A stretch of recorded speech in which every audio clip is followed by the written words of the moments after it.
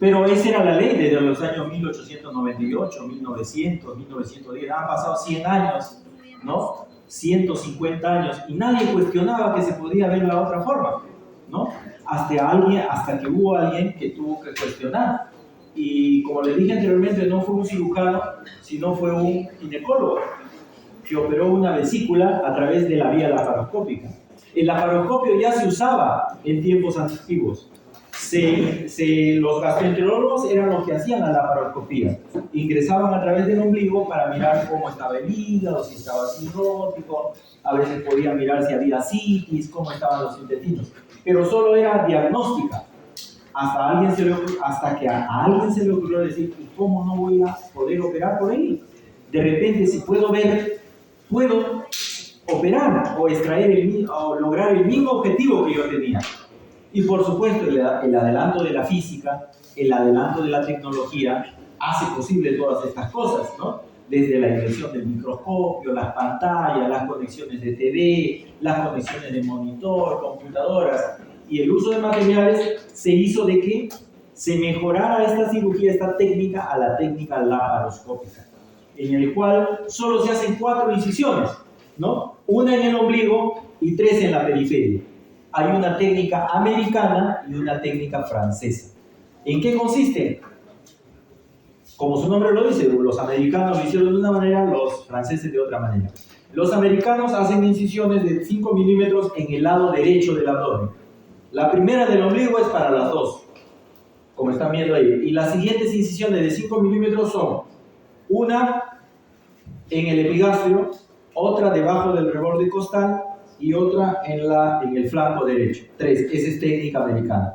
La diferencia de la francesa es el ombligo, igual hay una arriba de 5 milímetros, y la diferencia es que hay otra al lado izquierdo, una de 10 milímetros, y la otra es igual al otro costado. Pero ambas usan 4 incisiones de 1 centímetro o de 5 milímetros. ¿Y cuál es la ventaja? El dolor es menor, el paciente se recupera mucho más rápido a su trabajo, el paciente puede ser dado de alta al siguiente día, el paciente puede ingerir sus alimentos mucho más rápido. Pero obviamente el hacer esta cirugía, como están ustedes viendo, requiere tecnología, ¿no? El avance de la tecnología, y no siempre se tiene a la mano. Entonces, como ustedes recuerdan la anatomía, para poder extirpar la vesícula necesito jalar las pinzas, y por eso es que necesito tener otros trócares o tubos por el cual pasan las pinzas. Pero siempre el avance de la cirugía hace de que esta no sea la única técnica. Por ahí a alguien se le ocurrió y vieron la posibilidad, ¿por qué no reducimos esos trócares que en vez de que sean de 10 milímetros, pues ya no sean de 10, sean de 5 o de 3 milímetros? Entonces, hay cirugía laparoscópica en la cual se introducen trócares de 3 milímetros. Imagínense, 3 milímetros. Esas incisiones se convierten en 3 milímetros y el dolor obviamente es mucho menor, los trócares son mucho más pequeños, pero siempre de la forma laparoscópica, siempre siguiendo la misma estrategia dentro, ¿no? Separar, buscar el triángulo de calor, ¿no? Ubicar, miren, ¿ve? Cómo se pueden hacer nudos dentro, es decir, los mismos nudos que ustedes hacen. Por ahí alguien dijo, pero ¿por qué no puedo ser capaz de poder hacer el nudo si tengo 2 pinzas? Por supuesto es más complicado, no es tan fácil como aparece en el video, pero se pueden hacer nudos intracorpóreos, se llaman eso. Nudos laparoscópicos intracorpóreos que hay que entrenarse, practicarlos como cualquier otro para poder ligar el conducto cístico. Por ejemplo, está ligando el conducto cístico ahí, ¿no? Hay un poco de sangrado porque probablemente puede haber una rama pequeña ahí que no se ha ligado adecuadamente, ¿no? Entonces, esta es una colecistectomía por mini puertos laparoscópicos, porque son mini puertos laparoscópicos, son pequeñitos, 3 milímetros. No se nota casi la cicatriz, es mucho menos visible, estéticamente también, ¿no? Miren cómo pueden hacer los nudos, cómo se puede ligar, ¿no? Como si fuera una cirugía abierta, ¿no? Vamos a ir avanzando para avanzar. Se pueden complementar las cirugías laparoscópicas con estos métodos, por ejemplo, ¿no? ¿Y cuál es la ventaja? que puede ser menos, ¿no?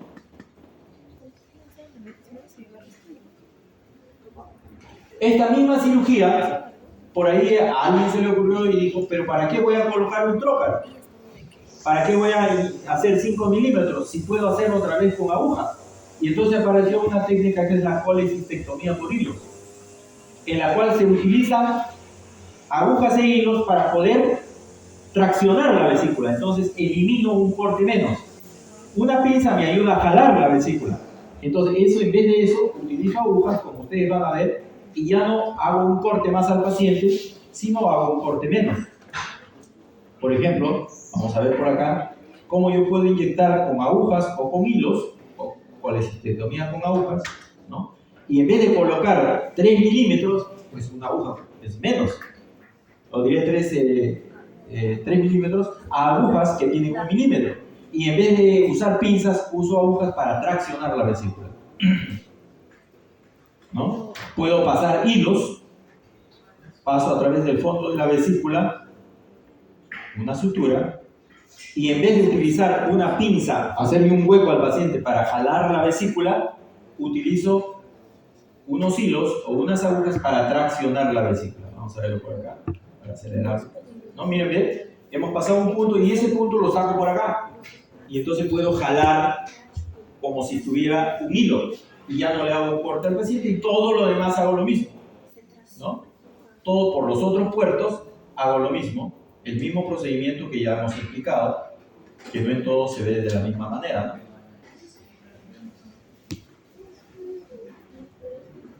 Puedo hacer los puntos, puedo hacer la electrocoagulación, etc., ¿no?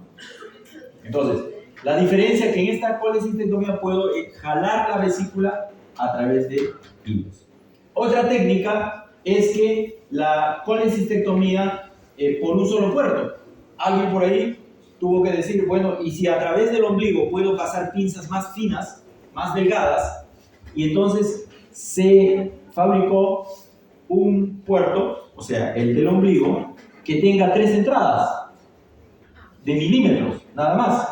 Entonces ya no le tengo que hacer al paciente los otros cortes, sino solo por uno puedo pasar los instrumentos, los mini instrumentos, y puedo hacer el mismo procedimiento, los mismos pasos de la cirugía.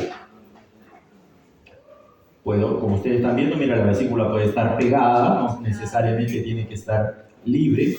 Cuando se inflama, se adhiere, entonces el cirujano tiene que separar esas adherencias. Ahí puede sangrar a veces, ¿no? Puedo liberar esas adherencias. Puedo combinar la técnica con hilos y a través de un solo puerto pasar. Miren cómo estoy traccionando con hilos. Le estoy evitando mayor corte al paciente, ¿no? Y luego hago la técnica anterógrada o retrógrada. Busco el triángulo de Calot, igual que la técnica que les expliqué al inicio, de la misma, no varía. Diseco y busco, pongo clips, en este caso, si no quiero colocar nudos. Hay clips de materiales especiales que ya no solamente son titanio, ¿no? Y puedo después cortar y estirpar la vesícula en forma anterógrada, ¿no? Pero ¿cuál es la diferencia? Que solamente voy a tener este corte, nada más. A través de ese ombligo, que por supuesto es más ancho, y a través de un trocar especial que tiene 3 aperturas, he podido estirpar la vesícula, he podido lograr el mismo objetivo con una estrategia quirúrgica diferente. Pero igual, como dicen algunos, a veces esto es más dificultoso. Sí. Doc, entonces, esa técnica, en comparación con la laparoscópica normal, con los otros trocas, tiene menos riesgo de infecciones. Obviamente, menos corte, menos riesgo de infecciones, menos dolor, ¿no? Pero ¿cuál es la desventaja? Más compleja, porque tienes que manejarla desde el centro y es más difícil operar en esta forma abierta que desde el centro. Entonces demora un poco más. Pero estéticamente, para el paciente, es mejor, hay menos dolor. Entonces, lo que quiero que vean es que hay diferentes técnicas y el cirujano tiene que ver cuál o se adapta más al paciente o al paciente que tiene. En este caso, este mismo trocar es un trocar especial. No todos tienen ese trocar, cuesta caro. Entonces, si yo quiero que me operen por un solo trocar, pero bueno, compra el trocar, ¿cuánto te cuesta? Y te sale carísimo. Entonces, obviamente no en todos tienen esa ventaja. Por ahí alguien dijo, pero bueno, tú demoras mucho, pero otros te queda una cicatriz. Entonces apareció lo que es la colecistectomía NOTS. Alguien por ahí dijo, bueno, quedan incisiones, vamos a hacer una cirugía de otro tipo. Y apareció la colecistectomía NOTS, o colecistectomía por orificios naturales, ¿no? Por ejemplo, la colecistectomía transvaginal, ¿no? Entonces, en la colecistectomía transvaginal no te queda ninguna cicatriz. Por supuesto, esto es para damas, ¿no? No para varones. Las damas son las que más estética tienen. Entonces, se entra a través del trocar por la vagina, se perfora el espacio de Douglas y a través del espacio de Douglas se opera. Y al paciente no le queda ni una cicatriz en el abdomen. O sea, por eso se llama colecistectomía sin cicatrices, ¿no? En algunos centros, incluso en el Perú, se ha practicado esta cirugía. Miren, vamos a ver acá, ¿no? Cómo mirando por el ombligo, pues, el útero, puedo ingresar con un trocar para colocar las otras pinzas, ¿no? Para colocar las otras pinzas. Ahí está ingresando el trocar acá, y a través de eso va a ingresar la visión. Puedo ingresar la cámara, porque hay una cámara de 3 milímetros, y puedo operar todo y pongo los otros trócares, o pongo un solo trócar en el ombligo nomás, o no pongo ninguno, porque pongo el trócar único y por ahí paso las pinzas completas, como van a ver en este caso. Puedo combinarla con agujas, ¿no? Para que no se le queden incisiones en el abdomen, ¿no? Y hago todos los procedimientos igual como hemos descrito. Eso no cambia. La técnica no cambia. Dentro del trabajo, miren, diseco el peritoneo, busco el conducto cístico, busco la arteria cística, busco el triángulo de Carot o triángulo hepatocístico para no tener problemas, extirpo todas esas lesiones, la arteria y el conducto cístico, ¿no?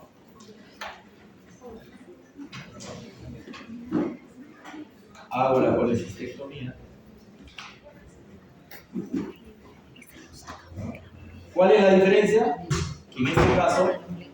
Que en este caso solamente va a encontrar usted una incisión en la zona vaginal, es sin ninguna cicatriz. Ahora, pero los hombres reclamaron, pues, ¿y nosotros cómo nos hacen la cirugía? Claro. Entonces, por el ano, dice acá. Entonces, alguno dijo, pero ¿qué tal si se hacen gastrostomías? ¿Por qué si tengo un laparoscopio no perforo el estómago y a través del estómago, que está más cerca, más complicado es hacerlo vaginal, y a través del estómago, perforando el estómago puedo trabajar? Entonces, hay muchas técnicas de NOTS. Se puede ingresar, las más principales son vaginal, la otra a través del estómago y la otra a través del colon. Entonces, si yo hago efectivamente una perforación del estómago, yo puedo hacer de que por el estómago pasen las pinzas y a través de esa, es decir, ingreso por acá con un endoscopio y a través de eso pasan las pinzas. Por supuesto, esto ha necesitado desarrollo. ¿Por qué? Porque las pinzas que son rectas se han desarrollado pinzas articuladas que se pueden mover en 90, 60 grados y hasta 360 grados y nos permiten trabajar de tal manera que haya cirugías sin necesidad de quedarle cicatriz. Es más laboriosa, demora más, y si usted está tratando a un paciente que tiene un problema delicado, tan solamente buscando la estética usted puede hacer un daño al paciente. Entonces no es válido para todos los pacientes estas técnicas. Y entonces aparecieron alternativas de técnicas como por ejemplo la colecistectomía, la llamada Iman Lap. ¿Para qué le vas a hacer un corte? Decía uno. El otro decía, ¿para qué le vas a hacer? Ponle una aguja. Y este dice, ¿para qué le pones una aguja? Mejor no le pongas una aguja, porque igual le estás perforando la pared abdominal. Entonces, ¿qué hace esta cirugía? No coloca agujas para colocar los otros puertos, sino usa imanes. Y con los imanes por afuera mueven la vesícula. Como vamos a ver, mira, pasan, esto está aumentado más de 20 veces por si acaso, ¿no?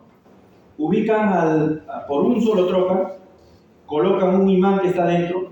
Este es un imán que tiene para adherirse a la vesícula, y ese imán es manejado por afuera por otro imán.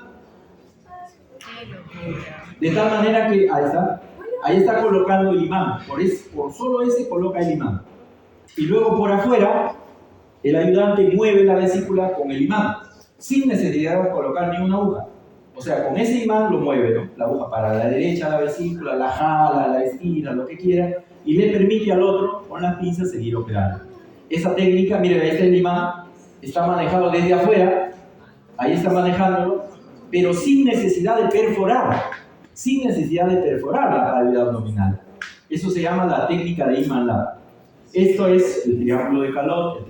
La técnica no varía, miren, persiste desde los años, han pasado más de 200 años y sigue igual, ¿no? Eso no varía.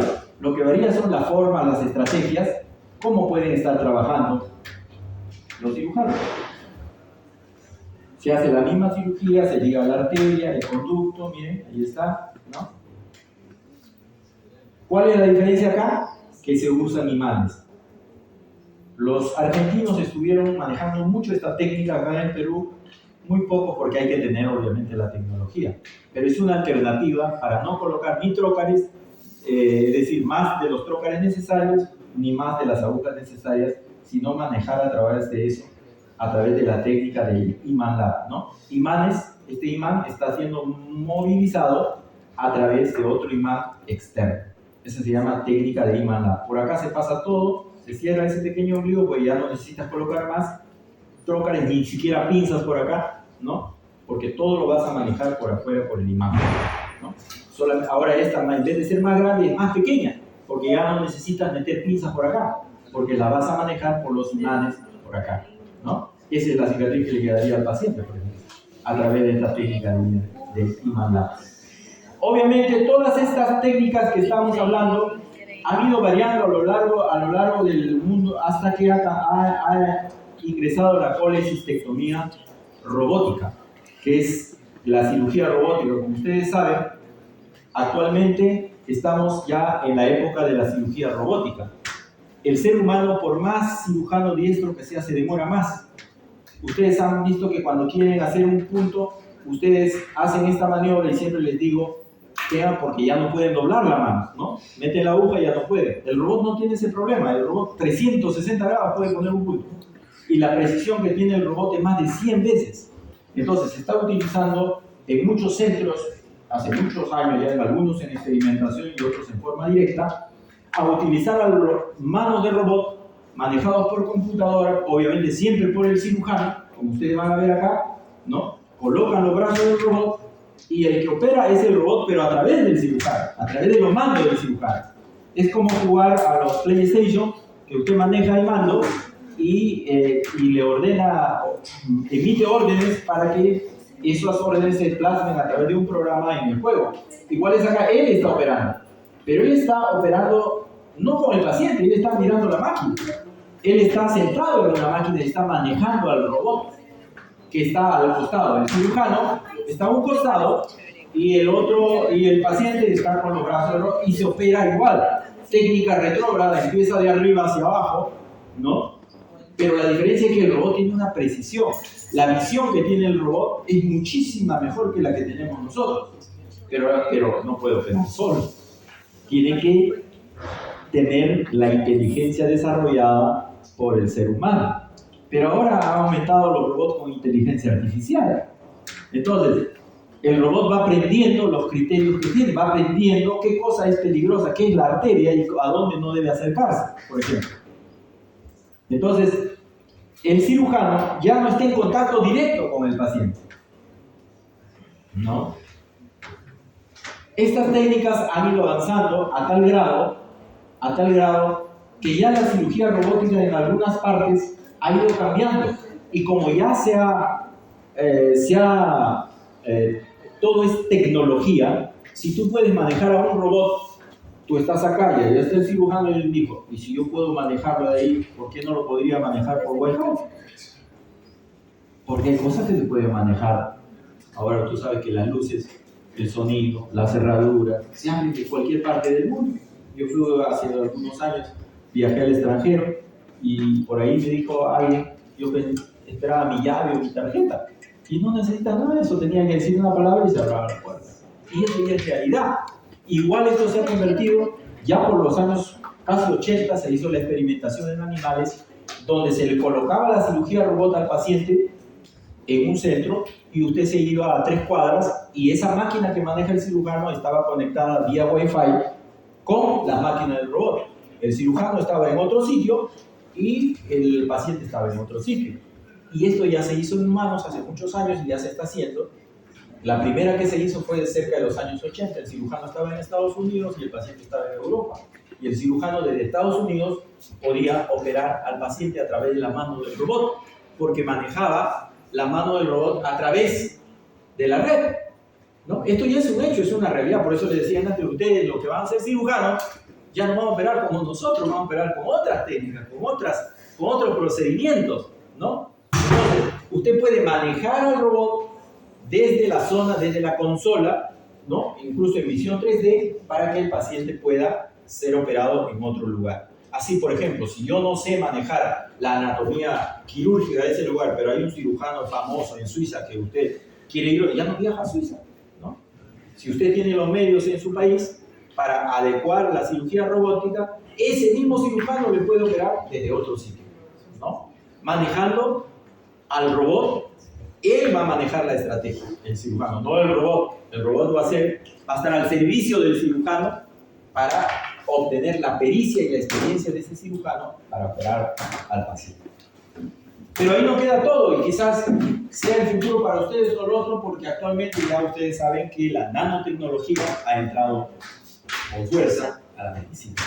Y la nanotecnología, hay robots mini en miniatura, ¿no? Con nanómetros, por eso se llama nanotecnología, en la cual automáticamente se puede infundir de tal manera que ya no sea necesario sacar la vesícula, ¿no? Sino a través de la nanotecnología puede llegar ese nanorobot y pulverizar los cálculos que estamos teniendo en el conducto cístico, en el conducto colédoco, y usted se ahorra la cicatriz, se ahorra la operación, se ahorra la técnica la técnica lo que sea, porque de repente ya no va a ser necesario extirpar la vesícula con el tiempo, porque va a ser manejada solamente por medios, no sé si llamarle no quirúrgicos, porque de alguna manera tiene relación con la cirugía. Pero bueno, estas son las diferentes técnicas que tenemos en la actualidad para colecistectomía en sus diversas formas, ¿no? Convencional, laparoscópica, transvaginal, a través de orificios naturales, colecistectomía con hilos, mini instrumentos por un solo puerto, imán látex, etc. ¿Ya? Muy bien. Vamos a dar algunas pinceladas con respecto a cirugía hepática. Esto sí muy rápido porque la cirugía hepática es una cirugía muy compleja, es manejada por un grupo muy reducido de cirujanos, con decirle que yo no opero un hígado hace no sé cuántos años, y solo los que he operado han sido por accidentes. Es decir, nunca he hecho una cirugía de hígado reglada, pese a que soy cirujano, porque necesita de un aparataje especial, y solamente hemos operado cuando se trata de un accidente de tránsito, no hay alguien que pueda ayudarnos, y tenemos que operar, no nos queda otra, y por eso hay que conocer la técnica o que se hace en cirugía hepática. En cuanto a la cirugía hepática, obviamente es una cirugía muy compleja, una cirugía de alto riesgo, porque los pacientes se desangran. La mayoría de los pacientes que se operaban antes de que se desarrolle la técnica se morían por shock hipovolémico, ¿no? Pérdida sanguínea. Porque como ven ustedes ahí, el 80% de la sangre llega a través de la vena porta y solo un 20% a través de la arteria hepática. Es un órgano súper vascularizado, sangra bastante, ¿no? Es una estructura muy noble. Ya vimos que ahí está la vesícula y por eso es riesgoso cuando operamos nosotros. Entonces, sin embargo, la cirugía hepática era una cirugía anteriormente mucho más complicada, porque la incisión de cofre ya no se podía hacer, se hacían incisiones bicostales o incisiones medianas infraumbilicales amplias para poder manejar la cirugía hepática. Y eso ha ido variando también. desde la cirugía abierta hasta la cirugía laparoscópica, que también se hace en hígado. Esto ha evolucionado a lo largo de los años, mejorando la anatomía del hígado, desarrollando algunas técnicas especiales, mejorando el desarrollo de algunas otras especialidades como la anestesia, la cardiología, la radiología, la oncología, a través de exámenes auxiliares especiales como la resonancia magnética, la ecografía intraoperatoria, es decir, hacer ecografía en media operación, ¿no es cierto? Aparatos especiales para seccionar y coagular los sangrados del hígado. Eso ha hecho de que la mortalidad, que anteriormente era casi cercana al 50%, o sea, de cada 2 pacientes que entraban a cirugía del hígado, 1 se moría, porque así era la realidad, ha bajado en centros especiales hasta menos del 5%. Entonces, actualmente, en los centros especializados de hígado se pueden operar hepatocarcinomas, metástasis hepáticas. Anteriormente un paciente tenía hepástasis, era condenado a la muerte, ya no vivía, tenía que despedirse de sus pacientes, no se hacía nada por él. Actualmente, con el desarrollo de la cirugía hepática, se pueden todavía lograr y aumentar la sobrevida de los pacientes que tienen hepatocarcinomas o que han tenido, por ejemplo, metástasis, elevando su supervivencia del 5% al 50%. La expectativa de vida mejora, el paciente puede tener la posibilidad de tener un tiempo de vida todavía adecuado. Por supuesto, no es la resolución total de la enfermedad, porque al final el cáncer igual lo va a llevar a la muerte. Pero esto es debido al desarrollo de la técnica quirúrgica, de los medios técnicos y de otras disciplinas. Y depende mucho de las políticas de salud que tenga un país, ¿no? Acá reciente iban a comprar un robot Da Vinci, no sé si se enteraron por noticia, y hubo un escándalo, ¿no? Porque el robot Da Vinci cuesta carísimo, ¿no? Pero Perú es uno de los países que no lo tiene. Países cercanos como Brasil, y países cercanos como, por ejemplo, incluso Venezuela tiene Da Vinci. Y Perú no tiene, y pensaban hacer, pero un alboroto, ¿para qué vas a comprar eso? Demasiado dinero, etcétera, etcétera. Porque quien no conoce, pues, de cuáles son las ventajas, obviamente no tiene ningún sentido, ¿no? Entonces, si no se desarrolla la tecnología, no se desarrolla el mejoramiento de la salud, en este caso cirúrgica para los pacientes. Anteriormente, como dijimos, los pacientes se morían con esta cirugía. Muy pocos se atrevían a operar el hígado, porque la mayoría se morían, ¿no? Acá tienen algunos de los nombres de los pacientes que desarrollaron parte de la cirugía hepática como esta maniobra, que es una maniobra muy importante que se llama la maniobra de Triple, ¿no? Que es la que ayudó a que disminuya el sangrado cuando se realizan las cirugías. Esta cirugía hepática ha ido variando, por ejemplo, con la aparición de la tomografía, la aparición de la resonancia. Nos permite detectar dónde están los tumores, dónde está la lesión, qué tipo de lesión tienen, en forma mucho mejor que lo hacía la ecografía. O antes ni siquiera había ecografía, no se sabía lo que tenía el paciente. Esto también ha mejorado a través de los estudios y las controversias que hay en la medicina y de los médicos que tratan de mejorar cada vez más las posibilidades de éxito en la cirugía. Uno de ellos es la segmentación hepática. Anteriormente solo se concebía que el hígado era izquierdo y derecho, y solo se hablaba de hígado derecho y hígado izquierdo. Actualmente se sabe que tenemos 8 hígados, en realidad, ¿no? Tenemos 8 hígados a través de la segmentación hepática. Cada uno de ellos tiene una vascularidad especial, una arteria, una vena, un conducto. Entonces, es por eso que a través de esta segmentación se ha podido desarrollar, por ejemplo, el trasplante hepático. A una madre se le puede sacar un pedazo de hígado sin ningún problema, porque se sabe de que cada uno de estos segmentos de hígado tiene vitalidad, puede tener vitalidad. Pero eso no se podía lograr. Miren las incisiones grandes que se hacían para la cirugía de hígado. Todo eso ha ido cambiando a través de la aparición de métodos especiales, ¿no? Que nos permiten hacer de la cirugía mucho mejor para el paciente. Por supuesto, primero hay que entrenarse, primero hay que practicar, primero hay que estudiar, como todo, ¿no? Hasta llegar a esta época, a partir de los 90, donde las cosas han ido mucho más cambiando, y en estos momentos la cirugía hepática pues, puede tener al alcance todo el desarrollo tecnológico todo el desarrollo tecnológico, monitorizar completamente al paciente, tener al paciente totalmente controlado, ¿no? Para una cirugía complicada, ¿no? De tal manera que el riesgo puede minimizarse. Si no tengo exactamente la localización, puedo utilizar, por ejemplo, la ecografía intraoperatoria. En plena operación puedo hacer una ecografía y puedo ir detectando cuánto voy sacando de la lesión que yo quiero sacar. Pero, por supuesto, esto implica costo, esto implica dinero, esto implica estudio, ¿no?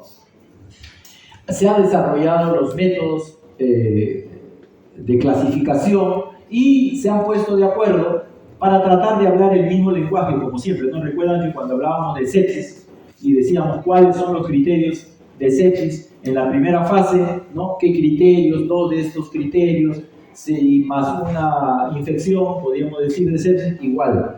Muchos hablaban de cómo segmentar el hígado, hasta que cómo operamos al hígado, se han puesto de acuerdo para tratar de darle un nombre a cada una de las cirugías, ¿no?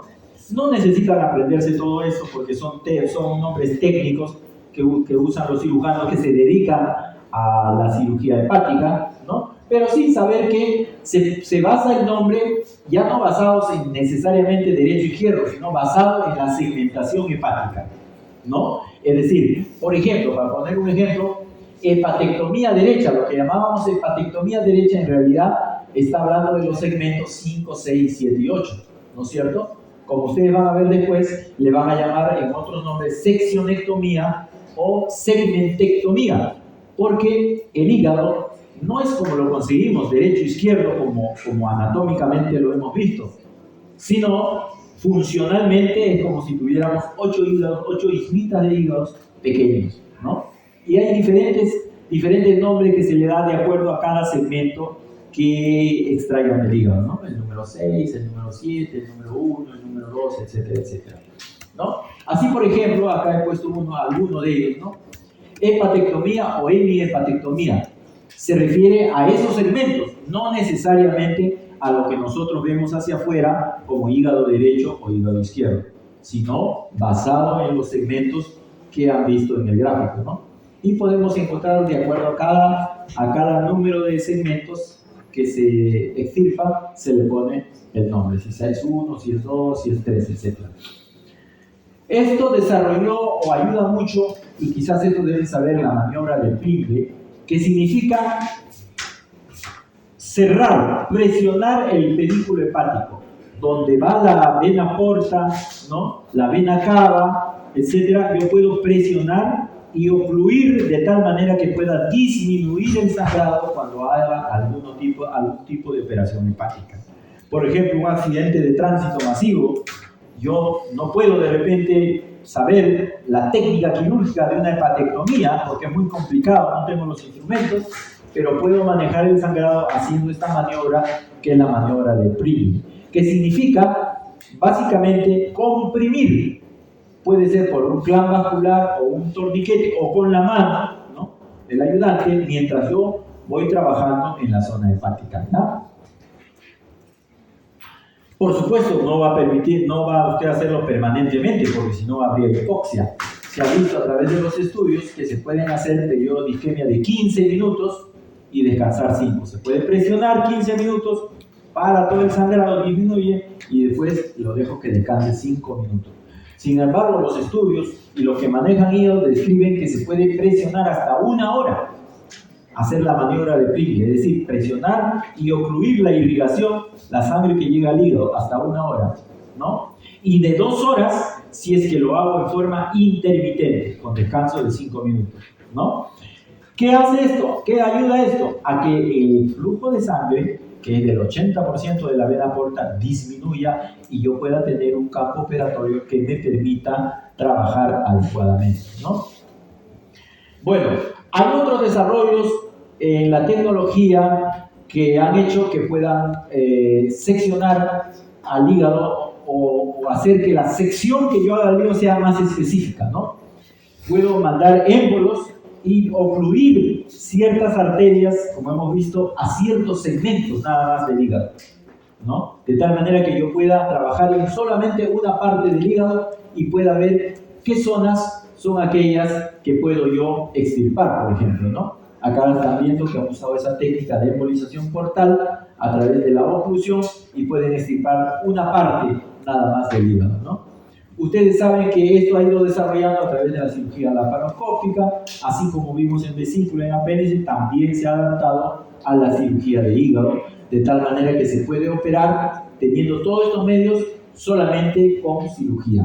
Actualmente se usa radiofrecuencia también especialmente para ciertas tumoraciones, sin necesidad de operación.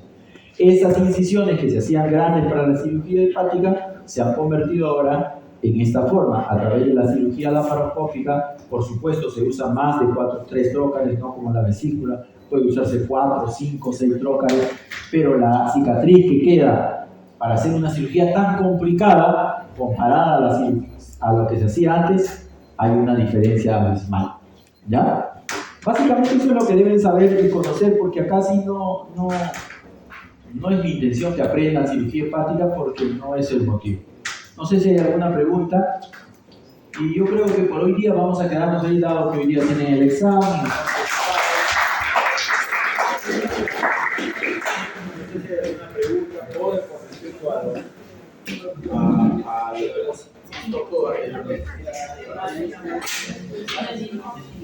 los videos quedan ahí, pero vean más tranquilo completo. Doctor, en caso de trasplantes hepáticos, ¿qué zonas generalmente se requieren para...? Es variable. Se busca generalmente la zona más adecuada, la zona que esté más vascularizada y con mejores condiciones. En ese momento lo ven en su espacio y tratan de buscarlo mejor. Particularmente no sé qué específicamente.